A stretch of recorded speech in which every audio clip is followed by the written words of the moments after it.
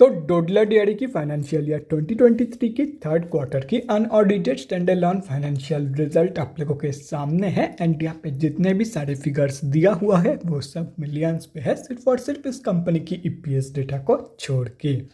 तो गाइस सबसे पहले हम लोग इस कंपनी की इनकम चेक करते हैं।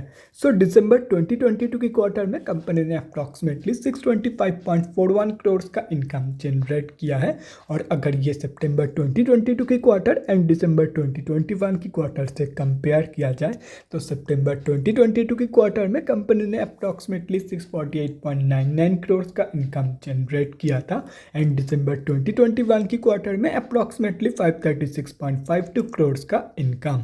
तो दिसंबर 2022 की क्वार्टर में इस कंपनी ने ईयर ऑन ईयर बेसिस पे तो एक बहुत ही बढ़िया पॉजिटिव इनकम ग्रोथ यहाँ पे दिखाई है, लेकिन unfortunately quarter on quarter basis की जो इनकम ग्रोथ है वो नेगेटिव में निकल के आ रही है। तो अभी अगर इस कंपनी की एक्सपेंसेस के बारे में डिस्कस करें तो दिसंबर 2022 की क्वार्टर में कंपनी ने अप्रॉक्सीमेटली 592.69 करोड़ का खर्चा किया है। सितंबर 2022 की क्वार्टर में कंपनी ने अप्रॉक्सीमेटली 607.35 करोड़ का खर्चा किया था। एंड दिसंबर 2021 की क्वार्टर में अप्रॉक्सीमेटली 500.87 करोड़ का खर्चा इस कंपनी ने किया था। तो अभी अगर यहाँ से इन तीनों क्वार्टर्स की प्रॉफिट मार्जिन कैलकुलेट किया जाए तो दिसंबर 2022 की प्रॉफिट मार्जिन निकल के आ रही है अप्रॉक्सीमेटली 5.23%। सितंबर 2022 की प्रॉफिट मार्जिन निकल के आ रही है अप्रॉक्सीमेटली 6.41%। एंड दिसंबर 2021 की प्रॉफिट मार्जिन निकल के आ रही है अप्रॉक्सीमेटली 6.64%।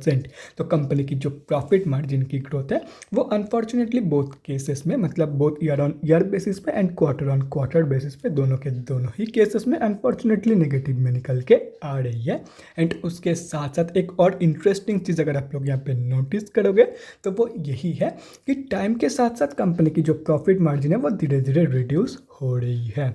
तो अभी अगर इस कंपनी की नेट प्रॉफिट मतलब प्रॉफिट आफ्टर टैक्स के बारे में बात करें तो दिसंबर 2022 की क्वार्टर में कंपनी ने अप्रॉक्सीमेटली 27.63 करोड़ का प्रॉफिट पोस्ट किया है। सितंबर 2022 की क्वार्टर में कंपनी ने अप्रॉक्सीमेटली 34.19 करोड़ का प्रॉफिट पोस्ट किया था। एंड दिसंबर 2021 की क्वार्टर में अप्रॉक्सीमेटली 24.95 करोड़ का प्रॉफिट इस कंपनी ने पोस्ट किया था।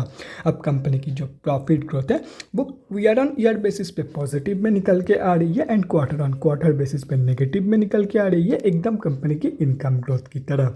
और रही बात कंपनी की ईपीएस की, मतलब अर्निंग्स पर इक्विटी शेयर की, तो दिसंबर 2022 की ईपीएस वैल्यू निकल के आ रही है 4.64 की। सितंबर 2022 की ईपीएस वैल्यू निकल के आ रही है 5.75 की।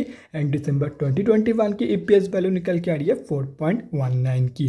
तो कंपनी की जो ईपीएस की ग्रोथ है वो भी कंपनी की इनकम एंड प्रॉफिट ग्रोथ की तरह ईयर ऑन ईयर बेसिस पे पॉजिटिव में निकल के आ रही है and quarter on quarter basis पे नेगेटिव में निकल के आ रही है। तो अभी अगर ओवरऑल देखा जाए तो दिसंबर 2022 की क्वार्टर में कंपनी ने सिर्फ और सिर्फ 3 जगह पे पॉजिटिव ग्रोथ दिखाई है। एंड वो है ईयर ऑन ईयर बेसिस की income growth, year on year basis की profit growth and year on year basis की ईपीएस ग्रोथ। ये 3 ग्रोथ को छोड़ करके बाकी हर एक जगह पे कंपनी ने कम या ज़्यादा नेगेटिव ग्रोथ ही दिखाई है। लेकिन एंड ऑफ द डे ज़्यादा प्रायोरिटी, ज़्यादा प्रेफरेंस दिया जाता है ईयर ऑन ईयर बेसिस के कंपैरिजन को। एंड यहाँ पे ईयर ऑन ईयर बेसिस के कंपैरिजन में कंपनी की income, profit and EPS growth positive में है। तो अभी अगर ओवरऑल देखा जाए तो दिसंबर 2022 की जो रिजल्ट है वो ठीक ठाक ही निकल के आ रही है। कंपनी ने ठीक ठाक परफॉर्म की है इन दिसंबर 2022 की क्वार्टर। तो guys that's it for this video. अगले वीडियो में मिलते हैं guys. Thanks for watching and stay safe.